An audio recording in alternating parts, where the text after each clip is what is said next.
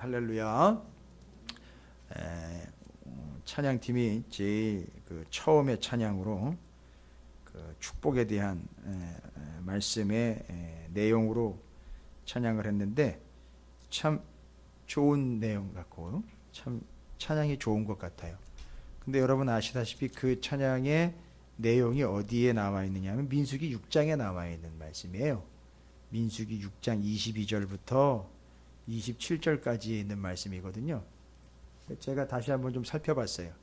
그냥 찬양으로 끝나는 게 아니라 그 민수기 6장 22절부터 그 27절까지의 내용, 끝절까지의 내용인데 제가 여러분을 위해서 뭐 제 임의대로가 아니라 뭐 감정적으로가 아니라 본문에 나와 있는 거니까 여러분을 좀 축복하고 말씀을 좀 나눴으면 좋겠어요. 여러분도 서로를 좀 축복할 때 이 말씀을 근거로 축복했으면 좋겠어요. 민수기 6장 22절부터 27절까지의 이런 말씀이 기록되어 있습니다. 여호와께서 모세에게 말씀하여 이르시되 아론과 그의 아들들에게 말하여, 그러니까 아론과 그의 아들들은 대제사장인 거잖아요. 그리고 제사장인 거죠. 그래서 아론과 그의 아들들에게 말하여 이르기를 너희는 이스라엘 자손을 위하여 이렇게 축복하여 이르되 라고 분명히 축복의 지침서가 나와 있습니다. 그리고 내용이 나와 있어요. 어떻게 축복하라고 그러는지. 이게 아까 우리 찬양의 내용이에요. 여호와는 내게 복을 주시고 너를 지키시기를 원하며 여호와는 그의 얼굴을 내게 비추사 은혜 베푸시기를 원하며 여호와는 그 얼굴을 내게로 향하여 드사 평강 주시기를 원하노라 할지니라 하라. 이렇게 축복하라는 얘기죠. 그러니까 이렇게 축복하는 거예요. 여호와는 내게 복을 주시고 너를 지키시기를 원하노라. 여호와는 그 얼굴을 내게 비추사 은혜 베푸시기를 원한다. 여러분 이 장면들이 이렇게 떠오르면은 그 얼굴을 비춘다라는 표현이 이미 우리가 다 알고 있는 내용이 민수기랑 관련이 되어 있는 거죠. 너 구원받은 자 너 하나 해가지고 하나님의 얼굴과 구원받은 자의 얼굴이 이렇게 마주치는 것. 그 다음에 신약으로 넘어오면 스데반이 예수 그리스도께서 보좌 우편에 서신 것을 보면서 얼굴과 얼굴이 마주치고 있는 상황들, 이런 겁니다. 그러니까 얼굴을 든다, 얼굴을 비춘다라는 말은 단순히 친한 척한다가 아니라 그 영혼이 어떤 영혼이라는 걸 얘기하는 거죠. 구원받은 영혼이라는 겁니다. 그러니까 구원 외에 더 큰 축복이 없습니다. 그 얘기인 거예요. 그래서 그 얼굴을 내게 비추사 은혜 베푸시기를 원하노라. 여호와는 그 얼굴을 내게로 향하여 드사 평강 주실지어다. 아멘. 예. 이 말씀을 근거로 여러분 축복합니다. 이 말씀 그대로 여러분께 하나님께서 복을 주시고 여러분을 지키시기를 원합니다. 여호와는 그 얼굴을 여러분에게 비추시고 여러분에게 은혜 베푸시기를 원합니다. 여호와는 그 얼굴을 여러분에게로 향하여 드시고 여러분에게 평강 주시기를 원합니다. 주실 줄로 믿습니다. 다른 걸로 하지 마시고요. 우리 아이들에게 만약에 부모님들이 축복하실 때요, 요거 가지고 축복해 주세요. 손을 얹어서 축복해 주시고 가족들끼리 서로 축복하시기를 바라겠습니다. 옆에 있는 분 그렇게 축복해 주십시오. 이렇게 바로 말씀 가지고 축복하시길. 그 앞에 나와 있는 여호와는 내게 복 주시고 너를 지키시기를 원합니다. 그러니까 여호와는 당신을 지키시고 복 주시기를 원합니다. 라고 직접 축복하시고 말씀 나누도록 하겠습니다. 축복하시시오. 눈치 있는 분들은 빨리 해가지고 다 하시고, 또 어떤 분은 그냥 뭐 그러면 뭐 그런 거 말씀인데 뭐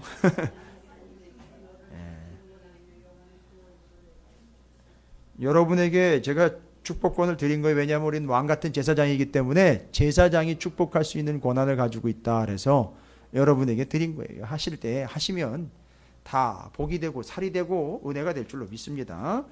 자, 히브리서 11장 20절부터 22절까지의 말씀, 제가 오전에 무슨 말씀을 우리 자녀들과 일부 예배 오신 분들하고 나눴느냐 하면 민수기 34장 1절부터 15절까지의 말씀에 나와 있는 경계에 대한 이야기를 나눴어요. 경계. 그 경계가 뭐냐 하면 히브리어로, 지난주에 오셨던 분들은 아실 텐데요. 히브리어로 경계가 맞아요. 수산물 이름과 아주 비슷하고 흡사하다 그랬죠. 개불입니다. 아이가 아니라 어이예요. 개불이라고 이야기하고 있어요. 경계가. 근데 그 경계라는 말이 왜 등장을 하느냐 하면 아시잖아요. 민수기 34장이면 이스라엘 백성들이 요단강 건너 가나안 땅 들어가 가지고 제비 뽑기로 뭘 나눴습니까? 땅을 나눴어요. 그래서 뭐가 정해졌죠? 경계가 정해졌어요. 이때 경계라는 단어가 계속 등장을 해요. 동쪽부터 서쪽, 서쪽부터 동쪽, 북쪽부터 남쪽까지 지파의 경계에서 지도까지 내가 다 보여줬어요. 오전에는 지파가 어떻게 경계가 이루어지는지. 그런데 그 경계, 곧 히브리어로 게불이라는 말은 경계라는 말 안에는 두 가지 의미가 담겨 있다 그랬죠. 어디서부터 어디까지다라는 범위가 정해져 있어요. 그래서 우리 학생들이 이 말씀을 듣기 때문에 중간고사, 기말고사 때 정말 중요한 게 뭐냐면 선생님 얘기를 잘 들어야 되는 거죠. 범위예요. 정말 공부 무진장 열심히 하는 애가 있었어요. 전화해가지고 막 물어보고요. 밤새도록 새벽 1시, 2시까지 막 모르는 거 막 물어보고 막 열심히 막 공부를 해요. 그 엄마가 야 너무 열심히 공부를 하는 거예요 애가. 그러니까 막 간식 그냥 저녁 새벽까지 막 들이대고 막 열심히 하라고 격려해주고 그래. 시험을 봤는데 아주 성적이 완전 기대 이한 거예요. 그렇게 열심히 했는데 그냥 알고 봤더니 대체 어떻게 된 거냐? 범위 바깥을 공부를 했다는 거예요. 여러분 이거 실제로 있었던 일입니다. 저희 큰딸아이 친구 얘기예요. 범위 바깥을 공부를 한 거예요. 범위 안을 공부를 해야 돼. 그 시험 범위 안을 공부를 해야 되는데 바깥을 공부한 거예요. 이제 이해하시기 쉬우라고 말씀. 그래서 경계라는 말 안에는 범위라는 말이 들어있어요. 범위. 그러니까 지금 좀 우리가 이제 삶으로 연결하면 그게 이제 바운드리라고 그러잖아요. 그렇죠. 이제 어디부터 어디까지. 내 삶의 그 경계가 이렇게 거의 정해져 있잖아요. 그래서 이제 그거 가지고 아이고 뭐 내가 여기서 뭐 이제 뭘 더 하겠어 뭐 이런 식으로 우리가 범위가 이미 정해져 있는 것처럼 이야기. 그 다음에 그 안에는 어떤 뜻이 또 들어있느냐면 한계라는 뜻이 들어있어요. 한계라는 말은 뭐와 짝을 이루느냐면 능력. 그렇죠. 자기 개인의 능력의 한계라는 말이 거기 들어있어요. 이게 경계예요. 그래서 경계라는 말에는 범위, 활동 범위, 할 수 있는 능력의 한계라는 게 들어있어요. 그런데 성경은 뭘 말씀하시느냐 하면 그 경계, 곧 그 계부를 범위이며 한계이며 한계치, 높고 낮음, 넓고 모든 것들을 다 이야기해요. 그 범위와 한계를 누가 정했다라고 나와 있느냐 하면 하나님이 정하셨다라고 나와 있어요. 왜일까요? 이스라엘 백성들이 자기네가 갖고 싶다고 여기부터 여기까지 내 땅 하지를 못했어요. 그 사람들이 한 건 뭘 뽑았죠? 제비 뽑고 이미 땅 경계는 누가 정해 놓으셨느냐면 하나님이 정해 놓으신 거예요. 왜죠? 하나님이 그 땅의 주인이라는 거예요. 그래서 제가 오전에도 말씀드렸죠. 그래서 그 땅의 소유권은 누구에게 있고요? 하나님에게 있고 그걸 우리에게 뭐를 허락하신 거죠? 경작권을 허락하신 거예요. 그래서 신년이 되면 안식년이 되는 거하고 신년이 되는 거는 다르죠. 안식년이 되면 그 땅을 어떻게 해야 돼요? 쉬게 해야 돼요. 경작하지 말아야 되는 거죠. 이때 경작권은 누구한테 있어요? 주어진 사람에게 있고요. 소유권은 하나님에게 있고요. 당연히. 그 다음에 신년이 되면은요. 빚을 져가지고선 이거 어떻게 갚을 길이 없을 때 뭘 넘겨버리게 되죠? 소유권은 자기한테 없으니까 경작권을 넘겨버립니다. 그럼 신년이 되면 뭐가 다시 나한테로 돌아오게 되죠? 그 경작권이 나한테 다시 돌아오게 돼 있어요. 이게 그래서 그 땅의 주인이 누구라는 거죠? 하나님이시라는 거예요. 그래서 제비 뽑기를 통해서 뭘 얘기하려고 하는 거냐 하면 하나님이 주인이시고 경계가 왜 이렇게 정해진 거예요? 라고 누가 묻는다면 그건 하나님 뜻이요 라고 이야기하는 거죠. 되셨죠? 그래서 그 경계, 범위와 소위 하나님의 사람들이지만 우리에게도 뭐가 있죠? 한계라는 게 있죠. 그러면 그 범위와 한계는 누가 정하느냐? 하나님이 정하시는 거예요. 여러분, 제가 제일 많이 듣는 말 중에 하나예요. 왜 나는 이따위로 살아야 되느냐? 왜 나는 돈도 없고 맨날 이렇게 힘들게 살아야 되고 왜 내 능력은 여기까지밖에 안 되는 건가? 왜 나의 부모는 이 정도밖에 안 되는 건가? 왜 우리 집은 돈이 재산이 이것밖에 안 되는 건가? 소위 말하면 우리는요, 우리 스스로가요, 누구한테 얘기 안 하지만 괜히 가만히 앉아 있으면 이게 속에서 이렇게 올라와요. 한계, 그 정해진 바운더리. 야, 나는 정말 해외여행도 한번 못 나가보고 뭔 인생이 이딴 인생이야 뭐 이러면서 내가 살아가는 활동 반경을 봐도 맨날 집에서 직장, 집에서 직장. 제가 그러잖아요. 집 아니면 교회, 교회 아니면 집, 집 아니면 교회. 그 범위, 그 다음에 한계는요. 야, 정말 내가 능력이 이거밖에 안 되는 건가 하면서 막 자주열감 그냥 심지어 막 이 멍청이 막 능력도 안 되는 이 무능력자가 이러면서 자기를 막 자학을 해요. 자기의 한계 때문에. 이게 얼마나 바보스럽고 얼마나 불신앙적인 모습인지. 그 범위와 한계는 누가 정하셨다고요? 하나님이 정하신 거예요. 여러분이 만약에 그 한계 때문에 지금 고민하고 있고 내 바운드리와 경계 때문에 짜증을 내고 있다면 여러분, 그건 아닙니다. 그건 누가 정하시는 거냐 하면 하나님이 정하시는 거예요. 그럼 목사님 얘기하려는 건 뭡니까? 한계를 넘자는 얘기입니까? 범위를 빨리 벗어나자는 얘기입니까? 아니요. 그걸 정하신 분이 하나님이기 때문에 여러분이 그런 고민과 그런 아픔과 그런 짜증이 난다면 하나님 붙잡으시라는 얘기예요. 그럼 붙잡으면 하나님은 뭐 훌쩍 뛰어넘게 해주시느냐? 아니요. 초대교회 때 초대교회의 모습을 설명하는데 이런 모습을 설명을 해요. 자기들 재산을 있는 사람은 팔아가지고 사도들의 발 앞에 갖다 놨다고 그러고요.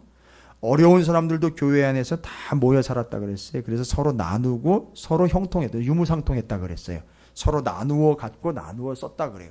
근데 거기 중요한 표현이 나오는데 그 초대교회 성도들 중에 어떤 사람이 한 사람도 없었다? 거기 나와 있는 표현대로 하면 가난한 사람이 한 사람도 없었대요. 근데 이걸 사람들이 오해를 해가지고 가난한 사람이 하나도 없었다니까 야, 돈을 다 나눠서 잘 가졌나 보다. 아, 이렇게 오해를 하는 사람들이 세상에 교회에서 왜 돈을 나눠줍니까? 교인들한테. 그 얘기가 아니고 가난한 사람이 없었다라는 표현을 원래 표현대로 이야기하면 자기 스스로가 뭐를 느끼는 사람이 없었다? 부족이나 필요성을 느끼는 사람이 한 사람도 없었다는 거예요. 그러니까 무슨 얘기예요?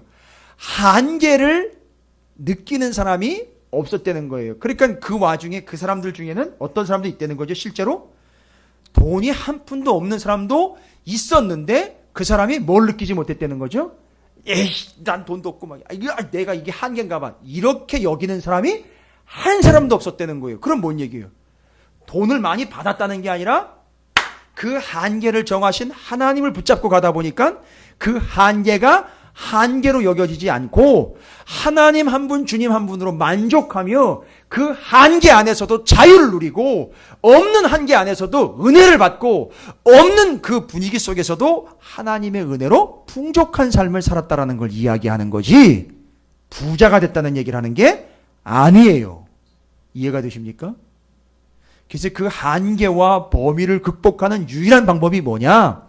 그걸 뛰어넘는 어떤 방법을 쓰거나 세미나에 참석하는 게 아니라 그걸 정하고 계시는 하나님 아버지를 붙잡는 게 정답인 거예요. 여러분, 한계치에 오셨어요? 그러면 그걸 쥐고 계시는 하나님을 붙잡는 게 정답이에요. 이게 뜻입니다. 그렇다고 하나님이 그걸 찢어가지고 범위를 뻥 뚫러가지고 옛다 한번 나가봐라 이렇게 하시는 게 아니에요. 그 한계를 초월하시는 하나님과의 교제를 통해서 아무리 한계이고 아무리 부족하더라도 절대 거기에 굴복하는 삶은 살지 않는다라는 게 이게 뜻입니다. 할렐루야. 여러분이 그런 삶을 살게 되시기를 주님의 이름으로 축원을 드립니다. 내가 능력 주는 자 안에서 무엇이든지 할 수 있다라는 바울의 고백, 여러분 이거 오해하시면 안 된다 그랬죠? 내게 능력 주시는 자 안에서 내가 무슨 일이든 할 수 있다. 여러분 이건 긍정의 힘이 아니에요. 뭐든지 할 수 있다 이런 뭐 자기가 슈퍼맨 됐습니까? 그게 아니에요. 뭐든지 할 수 있다. 뭐든지 나 다 닥친 대로 일할 수 있어가 아니라 주님 안에 있으면 이제는 무슨 일이든지 어떻게 할 준비가 되어 있다? 감당할 준비가 되어 있다라고 얘기를 해요. 그런데 한쪽에서 어떤 사람이 있는지, 하나님 나 이런 거 감당 못합니다. 나 한계치에 왔고 내 능력이 여기까지인데 이걸 어떻게 감당합니까? 이렇게 얘기를 하고 있어요. 똑같아요. 상황은. 두 사람 다 똑같은데 한 사람은 내가 이거 어떻게 감당합니까? 이러는 사람이 있는데, 능력 주시는 자 안에서 내가 이제는 그걸 뛰어넘겠습니다가 아니라 무슨 일이든지 이제는 다 감당할 준비가 되어 있습니다 라고 고백하는 게 그게 정확한 해석이라는 거죠. 여러분, 그 한계 안에 아직 있지만 정확하게 보면 어떻게 보면 뭐 하건죠? 그 한계를 이미 넘은 거지요. 그 사람은 뭐든지 감당할 준비가 되어 있으니까요. 이 사람 상황이 나아진 게 아니에요. 갑자기 부자가 된 것도 아닙니다. 그런데 뭐든지 감당할 준비가 되어 있습니다. 아니, 말 한마디인 것 같은데 이 사람의 믿음은 이미 그 한계를 뭐하고 있죠? 넘어선 거예요. 왜요? 그 한계를 정하고 계시는 하나님 아버지 안에서라는 한계가 분명하거든요. 됐습니까? 우리가 말하는 한계는 이제 뭐예요? 주님 안에서, 능력 주시는 자 안에서. 할렐루야. 이게 우리의 한계예요. 여러분 모두 그 안에서 그렇게 타고 넘는 은혜가 넘쳐나시기를 주님의 이름으로 축원을 드립니다. 목사님 시간 때우려고 다른 얘기 하신 겁니까? 아니요, 절대. 오늘 본문에 믿음의 선배들 이야기, 이삭, 야곱, 요셉, 제가 약속드릴게요. 너저분한 얘기 안 돼. 그러면 제가 지금까지 너저분한 얘기 했다면 그게 아니죠. 요약해서 정확하게 포인트가 명확하기 때문에 이 세 분은 제가 아주 깔끔하게 두 가지 포인트로 정리하고 말씀 마칠게요. 일찍 마칠게요. 예? 안 믿으시네? 그게 우리의 한계예요. 그게 아니고 정말 농담 아니고 이 세 분인데 말하자면 이분들은 군더더기가 없는 분들이에요. 이삭, 야곱, 요셉 이분들은 군더더기가 없는 분들이에요. 이분들이 왜 소개가 됐는가 봤더니만 오늘 20절부터 22절까지 딱 두 포인트예요. 여러분 잘 읽어보시면 믿음으로 이삭은 장차 있을 일에 대하여 야곱과 에서에게 축복했어요. 여러분 야곱하고 에서 축복할 때 무슨 일이 있었죠? 야곱과 에서 이야기 잘 아시잖아요. 장자권 때문에 좀 헷갈렸었어요. 그죠? 이삭도 한때 헷갈렸어요. 그러나 이건 이미 하나님 먼저 얘기하신 거예요. 그렇죠? 누가 알고 있었죠? 그 앞선 구절에 이 구절에 보면 그 할아버지 누가? 아브라함이 같이 살고 있었어요. 그러니까 아브라함이 아무 소리도 안 했어요. 야! 그런 게 어딨어? 그냥이 먼저지. 그거 어딨어 그런 게. 아니요. 절대 개입 안 했어요. 왜요? 이거 사람이 정한 게 아니에요. 하나님이 정한 거라고. 이미 하나님이 그 태에서부터 보여. 야곱과 에서를 정했어요. 근데 태어난 건 누가 먼저 태어났어요? 에서요. 그리고 형으로 태어났고 장자로 태어났죠. 그런데 하나님의 구원의 계획과 그 약속은 누구를 타고 넘어갑니까? 야곱이에요. 이게 뭐. 근데 이삭도 잠깐 깜빡했던 것 같아요. 그러니까 장자권에 대한 이야기를 할 때, 나 이거 네 동생한테 이미 빼앗겨 버렸는데 뭐 이런 식으로 좀 이야기가 나와 있었어요. 그죠? 그런데 잘 보십시오. 엇갈린 것 같잖아요. 그렇죠? 그런데 뒤에 누구 얘기 나오는지 아세요? 야곱 얘기 나오잖아요. 야곱 하면 이거 중요한 게 뭐죠? 12 형제 얘기 나오고 그 중에 뒤에 또 누구 얘기 나와요? 22절에? 요셉 얘기 나왔을 때 잘 보십시오. 기억나시죠? 요셉 지파가 없고 에브라임과 므낫세 지파가 생겼죠. 여러분, 에브라임하고 므낫세 중에 누가 형입니까? 어떻게 하셨어요? 알죠? 우리를 그런 식으로 아래로 보십니까? 맞아요. 므낫세가 형이에요. 그런데 장자의 축복은 누가 받아요? 이제 장자의 축복이라는 게 아니라 그렇죠. 야곱이 손을 넣는데 오른손을 누구의 머리에 갖다가 넣느냐 하면 에브라임의 머리에다 갖다 얹고 왼손을 므낫세에다. 그런데 그때 요셉이 뭐라고 얘기를 해요? 아버지, 벌써 이러실 때가 아니지 않습니까? 뭐 이러면서 이제 그런 표현은 없지만 얘가 큰아들이에요. 얘가 아버지 당하고도 그렇게 모르십니까? 아버지하고 큰아버지하고 그런 관계였잖아요 라고 이야기하는데 잘 보십시오. 알아. 나도 알아. 이게 하나님 뜻이요 하면서 어떻게 버려요? 손을 엇바꿔버려요. 그죠? 어쩌면 그렇게 똑같은 이야기가 계속 연결이 되고 있는지. 그 다음에 요셉 이야기요. 여러분 요셉 이야기를 이야기하자면 요셉은요 형들한테요, 형들이 양식 구하러 애굽에 왔을 때 중요한 얘기하죠. 형들이 뭐 때문에 벌벌 떨죠? 그렇죠. 자기들이 한 짓이 있기 때문에 요셉이 보복을 할까봐 그러는데 요셉이 뭐라고 얘기를 해요? 걱정하지 마세요. 걱정하지 마세요. 하나님이 나를 형님들보다 먼저 미리 보내서 우리를 구원하려고 하신 계획이 이루어진 겁니다. 그래서 형제들은 뭐 하는 거죠? 오해를 하고 있는 거죠. 동생 죽이려고 했던 거 이젠 다 들통났고 아버지도 돌아가시고 난 다음에 이건 다 박살나게 생겼다. 큰일 났다. 야, 끝장나. 우린 다 끝났다 이제. 그런데 요셉은 뭘 전하죠? 자기 생각을 전하는 게 아니라 하나님의 계획, 뜻을 전하죠. 그러니까 하나님의 뜻은 요셉을 구렁텅이로 넣는 게 아니라 뭐라는 거죠? 요셉을 통해서 누구를 구원하려고 하는 거죠? 야곱과 70명의 가족을 구원을 해가지고 이 가족이 뭐가 돼버려요? 민족이 되고, 그리고 나중에 이 민족이 뭐가 돼야 되죠? 제사장 나라가 돼야 되잖아요. 와우! 그럼 잘 보세요. 야, 에서가 형인데 야곱이 장자권 가졌네. 아니, 므낫세가 형인데 에브라임에게 오른손이 가버렸네. 나는 요셉을 죽여가지고선 박살을 낸 건 줄 알았는데 오히려 요셉이 먼저 가서 우리를 구원해내는 통로가 됐네. 잘 보십시오. 여러분, 저 이거 발견하고 벌쩍 뛰었어요. 제 아내는 몰라요. 벌쩍 뛰었어요. 와, 이 사람들이 왜 이렇게 특별히 3명이 기록이 되면서 이 사람들 공통점이 있더라는 거죠. 형은 얘인데 장자권은 야곱이 가지고 가버렸네. 오른손을 장자한테 므낫세한테 얹어 있는데 에브라임한테 갖다 엇갈려 얹어요. 아버지 그게 아니에요. 그게 도리가 아니라고요. 사람의 도리는요, 얘가 장자예요, 아버지. 아버지도 그거 겪어보고 오시고 지금 또 그렇게 반복을 하시면 어떻게 지금 큰일 날라고. 이거예요, 얘예요. 알아, 나도. 그래서 내가 일부러 엇갈리는 거야. 이렇게까지 얘기를 해요.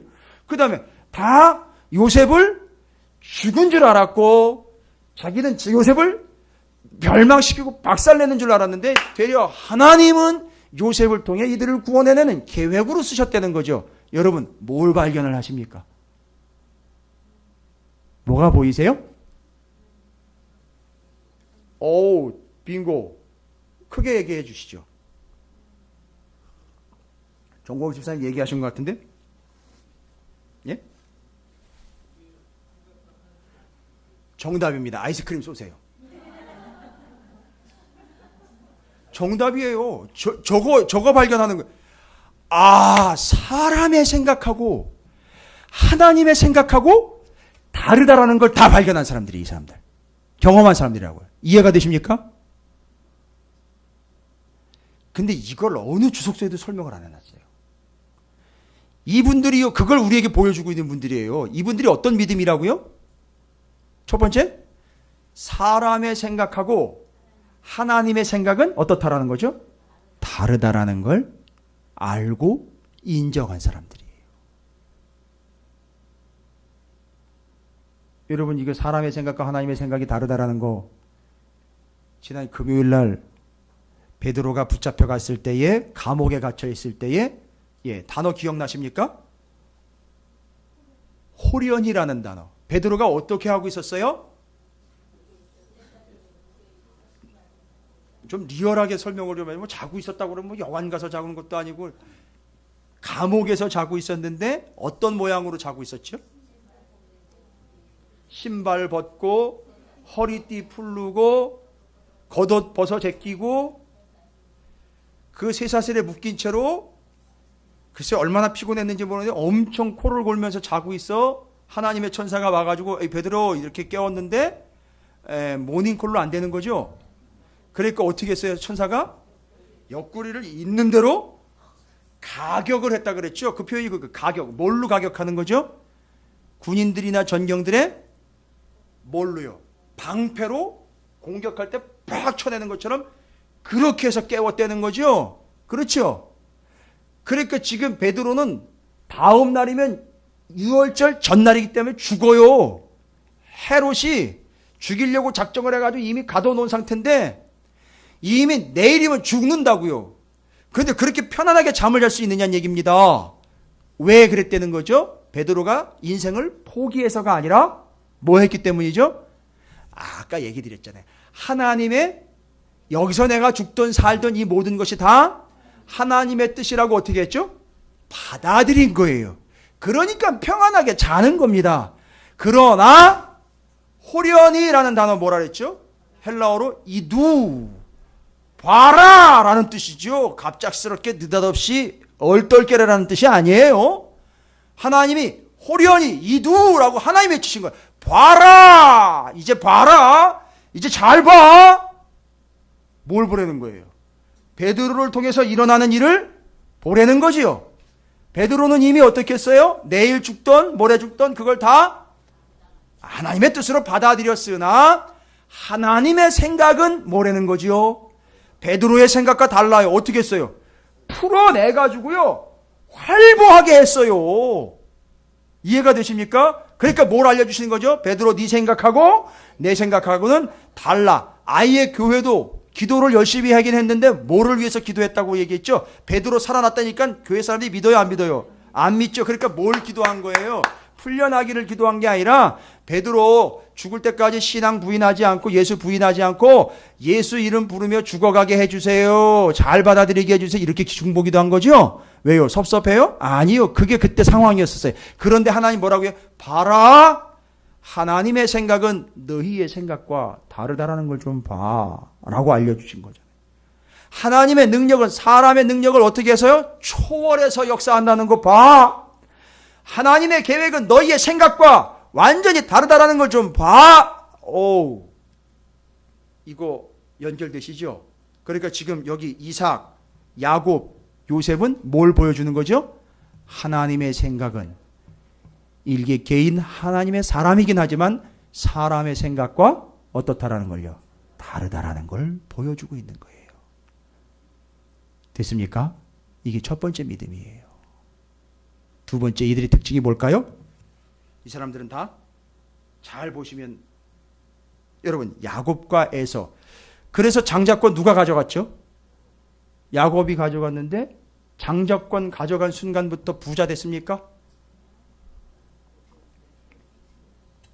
고생 그런 고생이 어디 있어요. 차라리 그럴 거면 장자권 가지는 말지.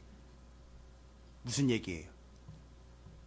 땅의 복은 오히려 누가 가져갔어요? 에서가 가져갔어요. 야곱이 가지고 간 건 뭐예요? 하나님의 하늘로부터 내려온 하나님의 장자권 약속 언약이 이루어지는 그 계보를 가지고 간 거예요. 이게 자꾸 아직도 야곱이 나중에 뭐 삼촌의 집에 가지고 부자 돼가지고 돌아오고 매일 그 얘기만 하고 있어요. 그 고통 견디다 보면 나중에 부자가 됩니다. 이따위로 설교를 하고 있으니까 그게 대할 게 아니라고요. 어디다 그거를 거기다 비교를 합니까? 하늘에 기름진 복 뭐예요? 하나님의 영권을 이어가는 대를 이어가는 그걸 받았단 말이에요. 야곱은. 그러니까 뭘 본 겁니까? 땅의 것을 본 게 아니라 하늘의 걸 본 거예요. 정리되셨죠? 와. 이삭, 야곱. 그러면 이삭은 어떻습니까? 이삭의 삶을 정리한 내용을 보면 맨날 뭐 했다는 얘기밖에 없어요. 뭐 뺏겨요? 우물 뺏기고 땅 뺏겨요. 그러면 이삭이 어떻게 했어요? 이해하시고 들으세요. 에이씨, 뭐 여기밖에 없어? 이게 아니라 지금 파면, 여러분 지금 요즘에 우물 파는 거랑 달라요. 옛날은요, 우물 하나 파면 거의 도시 하나 세우는 거예요. 거기 중심으로 사람들이 모이기 때문에. 그러면은요, 우물 하나 제대로 파면 뭐 되는 거죠? 읍장 되는 거 아닙니까? 그죠? 부자 되고 시장 되는 거 아니에요. 그런데 뭐래요? 내놔 이러면요 뭐해요? 그래? 한번 또 가죠. 그럼 가서 다른 데 가서 또 파요. 또 나와요. 또 뺏으러 와요. 그래? 그럼 너 가죠. 여러분 이게 뭡니까? 이제 뭐 이런 어리석은 짓을 해요? 이삭은 뭘 지가 가진 게 있다고? 뭐가 그렇게 풍성하다고? 여러분 이삭이요. 뭘 들었어요? 무슨 소리를 들었습니까? 이삭이. 구체적으로 뭔 얘기를 들었을까요? 이삭이. 이삭을 하면 누가 떠올라야죠? 아버지요. 아브라함이 떠올라야죠. 그리고 어렸을 때예요. 예. 깐난쟁이 아니에요. 이거 다 듣고 이거 다 생각 나올 때예요. 한 13살쯤 됐을 때. 12, 13살쯤 됐을 때. 그러니까 묵는 거지요. 애가 태어난 지 한 5개월, 3개월 되는데 그걸 묶을 필요가 있어요? 없어요? 없지요. 애가 뭐 할 수 있다는 거죠? 아버지 왜 이래요? 지금 딱 중2 때 아닙니까? 예? 딱 중2 때예요, 중2 때.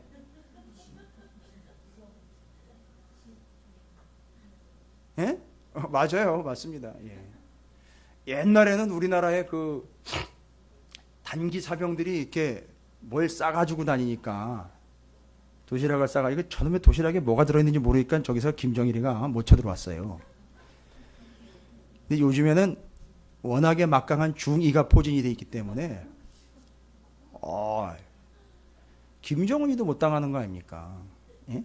걔들이 뭐 지금 ICBM 쏜다고 난리죠. 얘들은 뭐 중2들은요 IC 이래가면서 살아가고 있는데 뭐 어떻게 당해? 농담입니다만 어쨌든 바로 그 나이 또래예요. 그런데 이삭이 아버지가 꽁꽁 묶어가지고선 제단에다가 올려놓고선 죽이려고 그러는데 그 순간에 뭘 들었어요? 하나님이 뭐라고 그래요? 손대지 마.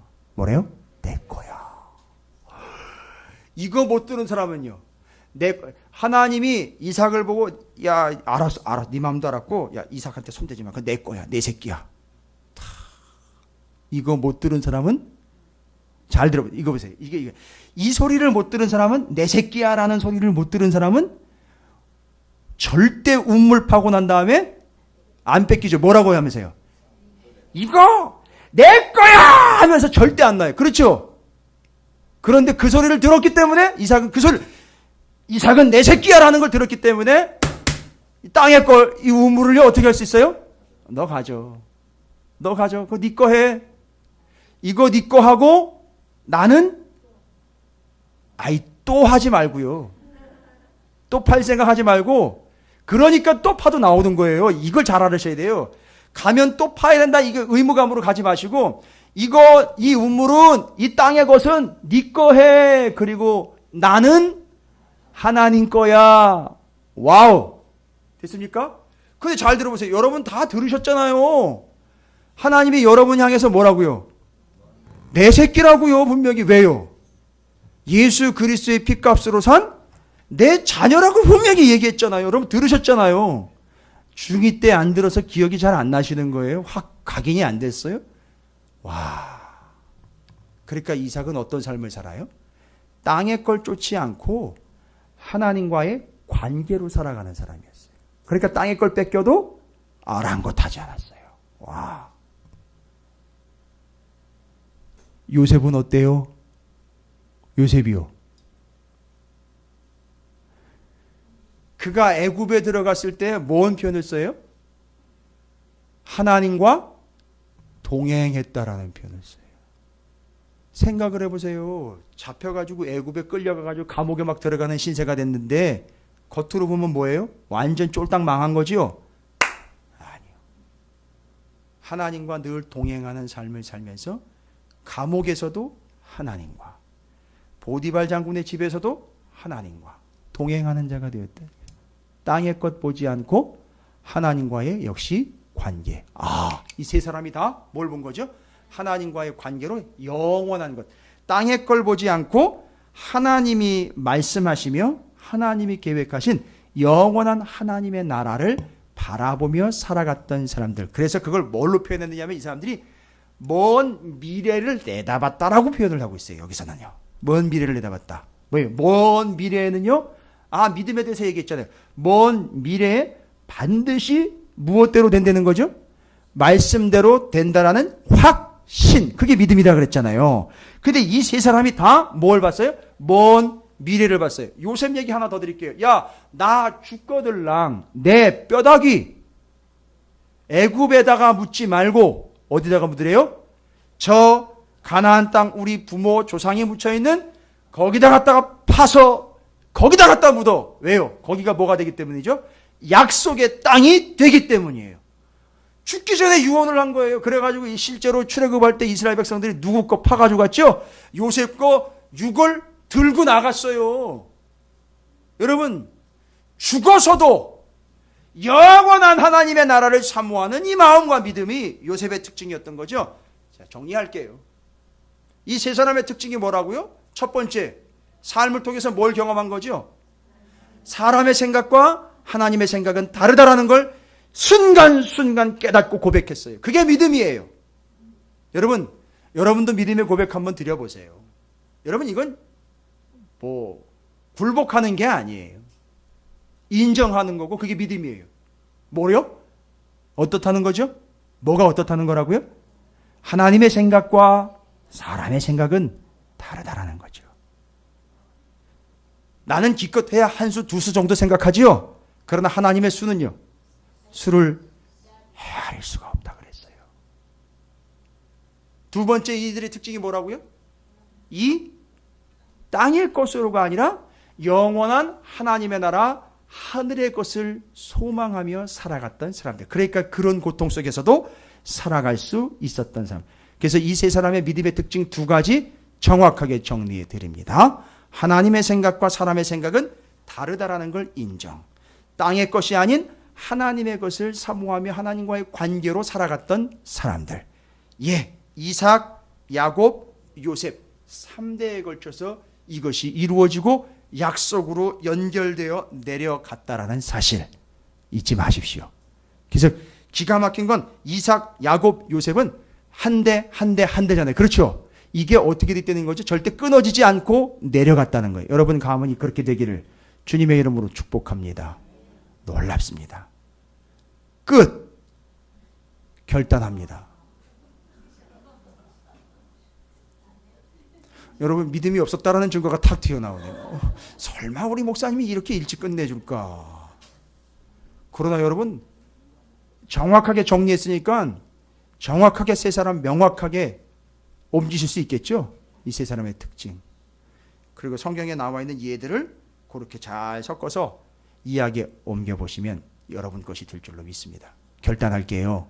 첫 번째, 하나님의 생각은 제 생각과 다름을 인정합니다 라고 기도하시고요. 두 번째, 하나님 맞네요. 제가 보니까 지금 저한테 있는 범위의 한계, 능력의 한계 때문에 제가 너무 힘들어하고 있는데 그걸 초월하신 하나님, 하나님과의 관계, 영원한 것을 소망하는 삶을 이삭, 야곱, 요셉처럼 살아가기를 원합니다. 이 두 가지 기도의 제목으로 삼고 주의 이름을 크게 한번 부르시고 통성으로 기도하겠습니다. 기도합니다.